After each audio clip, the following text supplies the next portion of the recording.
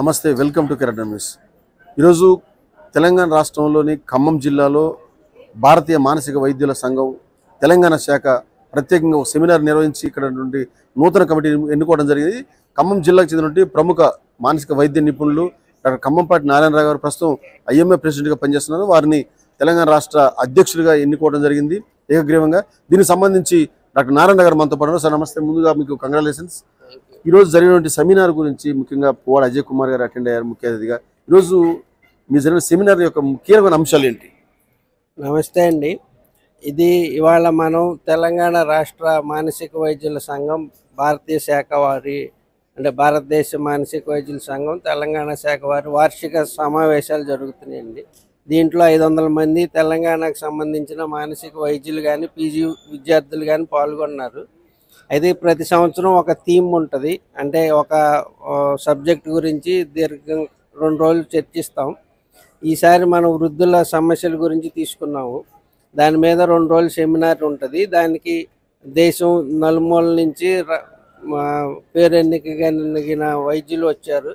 వారు ఇచ్చే సందేశాలు వింటాము. అలాగే మాది పొలిటికల్గా అంటే మా వార్షిక సర్వసభ సమావేశం ఉంటుంది.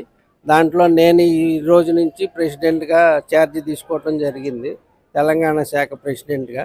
అలాగే నా పక్కన డాక్టర్ విశాల్ ఆకుల్లో ఉన్నారు, మా సెక్రటరీ. మేము ఈ 1 ఇయర్లో తెలంగాణ మానసిక వైద్యుల సంఘాన్ని ప్రజలకి ఇంకా ఇప్పటికే అంటే మేము ఇండివిజువల్గా వైద్యులుగా చేరువయ్యాము. సంఘంగా ప్రజలకి అలాగే ప్రభుత్వం మమ్మల్ని గుర్తించి మేము ఏకైక సంఘంగా ఉన్నాం అంటే మానసిక వైద్యుల్లో. సో మమ్మల్ని గుర్తించి మాకు ఏదన్నా ప్రభుత్వం తీసుకునే నిర్ణయాల్లో మమ్మల్ని కూడా భాగస్వామ్యం చేయాలని కోరటం జరుగుతుంది. దానికోసం మేము సంప్రదింపులు కూడా జరపాలని అనుకుంటున్నాము.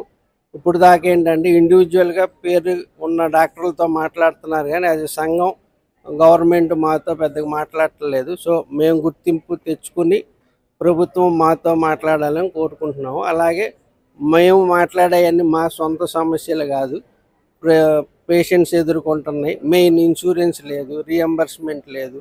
సో మా మానసిక పేషెంట్స్ కూడా అన్ని శారీరక రుగ్మతలాగే కాబట్టి మాకు కూడా ఇన్సూరెన్స్ కానీ రీఎంబర్స్మెంట్ కానీ అలాంటి ఆరోగ్యశ్రీల సౌకర్యాలు కానీ కల్పించాలని కోరుకుంటున్నాం. ప్రధానంగా ప్రభుత్వం నుంచి కూడా కొంత మనకి సహకారం అందాలని మీరు కూడా డిమాండ్ చేస్తూ ఉన్నారు. ప్రభుత్వం నుంచి మానసిక వైద్యుల సంఘానికి ఏ విధమైన సౌకర్యం కానండి మీకు ఇచ్చిన ప్రోత్సాహం ఎలా ఉండాలని కోరుకుంటున్నారు ప్రభుత్వం నుంచి? అంటే నేను అడిగేది సంఘానికి ఏమీ కోరట్లేదండి. సంఘం ద్వారా పేషెంట్స్కి మంచి జరగాలి అంటే పేషెంట్స్ గురించి నిర్ణయాలు తీసుకునేటప్పుడు సంఘం కూడా భాగస్వామ్యం చేసి మా సలహాలు కూడా తీసుకోవాలని కోరుకుంటున్నాం. ఎందుకంటే మాకు ఇప్పుడు సపరేట్ చట్టం వచ్చింది. వేరే ఏ వైద్యులకి లేని చట్టం మానసిక వైద్యులకే సపరేట్గా వచ్చింది. ఎందుకంటే పేషెంట్స్ గురించే వచ్చింది, కానీ అందులో మా ఇన్పుట్స్ ఏమి తీసుకోకుండా వాళ్ళకి తోసిన ఈ ఐఏఎస్ ఆఫీసర్స్ అట్లా అంటే వైద్యానికి సంబంధం లేని వాళ్ళందరూ రూల్స్ ఫ్రేమ్ చేయటం వల్ల అటు డాక్టర్లకే కాకుండా పేషెంట్స్కి కూడా ఇబ్బంది జరుగుతుంది. సో అందుకని డాక్టర్లని ఖచ్చితంగా సలహాలు తీసుకోవాలని కోరుతున్నాము. అందులో మేము ఉన్నది ఒకటే సంఘం కాబట్టి రాష్ట్రంలో మా సంఘాన్ని డెఫినెట్గా ఏ నిర్ణయం తీసుకున్నా సలహా తీసుకోవాలని కోరుకుంటున్నాం. దాని ద్వారా పేషెంట్స్కి మంచి జరుగుద్దని మా ఉద్దేశం. దీనికి సంబంధించి ప్రభుత్వాన్ని ఏమైనా కలిసి మీరు ఏమైనా మెమోరాండం ఇవ్వడం జరుగుతుందేమో? తప్పకుండా అండి. అంటే నేను ఇవాళే బాధ్యత తీసుకున్నా కాబట్టి ఈ సంవత్సరంలో మా ముఖ్య ఎజెండా గవర్నమెంట్ని అప్రోచ్ అవ్వటం, వారి మమ్మల్ని కూడా అంటే గుర్తించడం. ఇన్ ఏ సెన్స్ మాకు ఒక సలహా మండలిలో కానీ దేంట్లోనైనా మాకు కూడా ఒక రోల్ ఇచ్చేటట్లు ఉండాలని మేము కోరుకుంటున్నాం. ఈ మధ్యకాలంలో చూస్తే ప్రధానంగా గంజాయి, డ్రగ్స్ ఇవన్నీ కూడా పెద్ద ఎత్తున సమాజంలో పెచ్చరిల్లిపోతున్నాయి. యువత మొత్తం కూడా పెడమార్గం పడుతున్నారు. ఈ నేపథ్యంలో మీరు ఒక రాష్ట్ర అధ్యక్షులుగా ఈ సమాజాన్ని చైతన్యపరచడంతో పాటు సమాజంలో దీని యొక్క రుగ్మతల్ని నివారించడంలో మీరు ఏ విధంగా సహాయం చేస్తారు? మీరు అన్నది కరెక్ట్ అండి. ఎందుకో తెలియదు కానీ గత 10 సంవత్సరాల నుంచి గంజాయి లేకపోతే ఇతర మాదక ద్రవ్యాలు కొద్దిగా ఎక్కువైనాయి. జనరల్గా మనం ఎడిక్షన్ అంటే పాత రోజుల్లో ఆల్కహాల్, సిగరెట్, తర్వాత ఫోన్ వచ్చింది. అవి ఎంతో కొంత కంట్రోల్ అవుతున్నాయి అనే లోపు కొత్తవి వస్తున్నాయి. అందులో ఎక్కువ గంజాయి చూస్తున్నాము. ఈ మన ప్రాంతంలో కూడా ఒక 20 ఏళ్ళ క్రితం ఎక్కడో ఒక పేషెంట్ ఎప్పుడో తగిలేవారు. ఇప్పుడు రెగ్యులర్గా కాలేజీల్లో, స్కూల్స్లో కూడా అందుబాటులో ఉంటుందని వింటున్నాం. కొంచెం బాధగా ఉంది. దానికి కారణాలు అన్వేషించి సైకాట్రిస్టే చూడాలి. బట్ ఇండివిజువల్గా మేము చూసేది ప్రైవేట్ హాస్పిటల్స్ కానీ గవర్నమెంట్లో కానీ చూస్తున్నాము.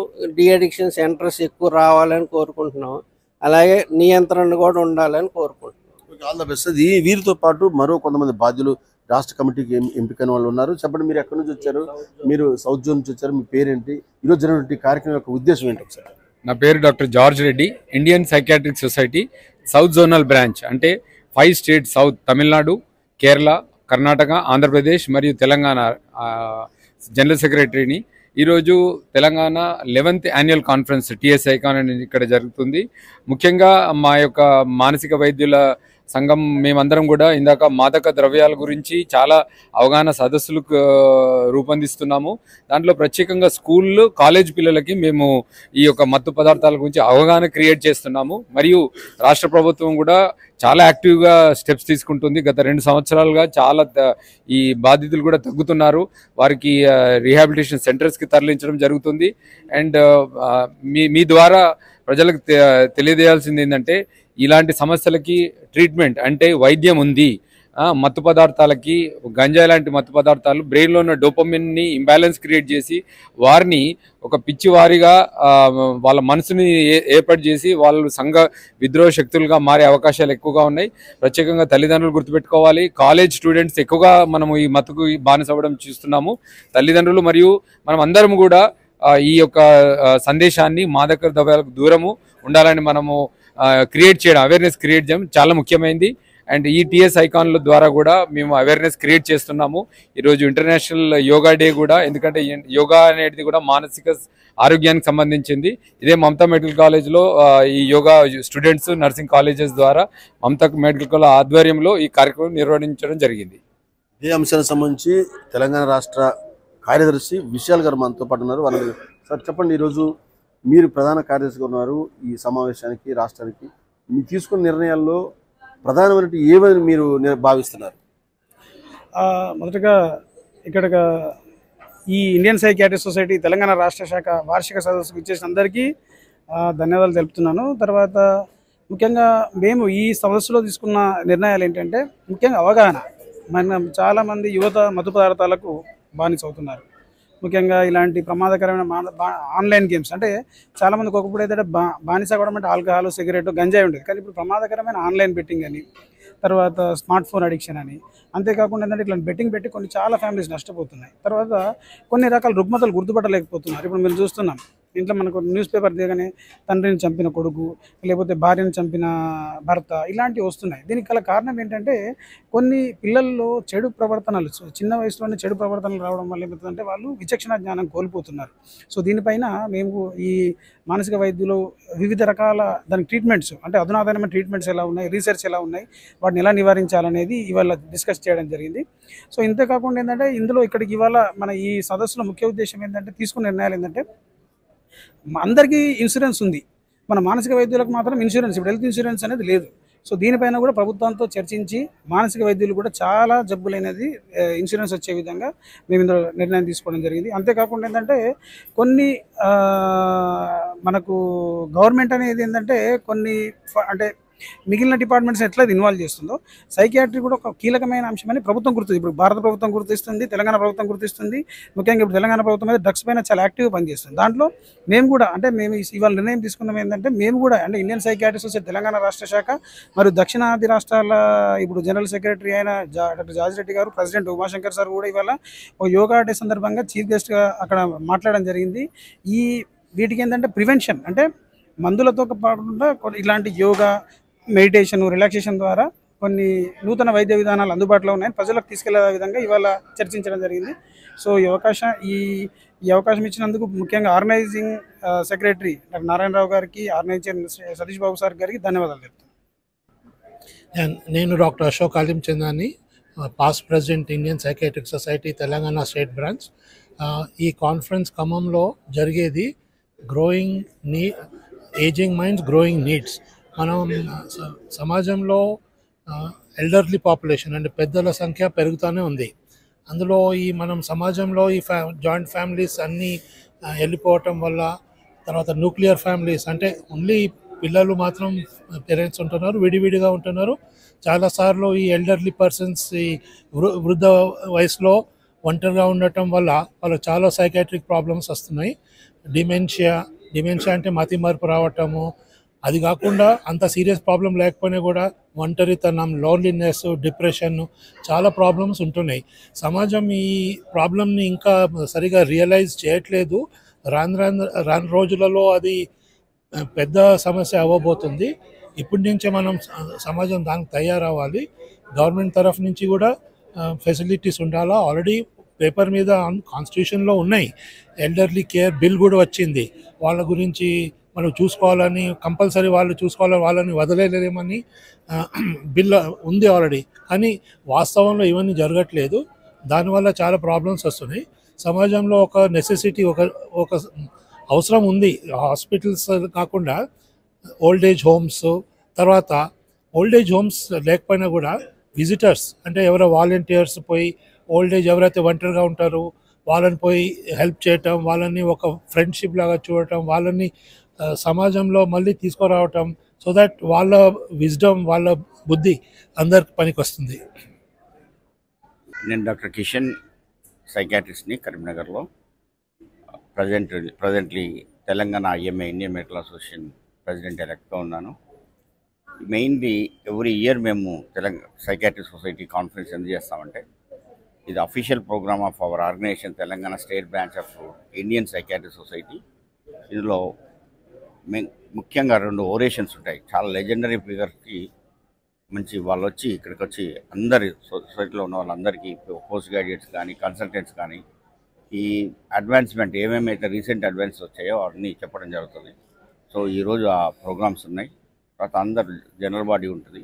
ముఖ్యంగా ఇక్కడ ageing brains and care giver modules అవన్నీ చెప్పడం కోసం దానికి ముఖ్యంగా ఈ ఖమ్మం సైకాట్రిస్ట్ సొసైటీ నిర్ణయించుకుని దీన్ని చాలామంది, ఇప్పుడు ఏజింగ్ సొసైటీ పెరిగింది, మెమరీ ప్రాబ్లమ్స్ కానీ వాటిని ప్రివెంట్ ఎట్లా చేయాలా, సో దాన్ని మానసిక సమస్యలు ఏముంటాయి దాని మీద ముఖ్యంగా ఈ 2 రోజులు చర్చ జరుగుతాయి.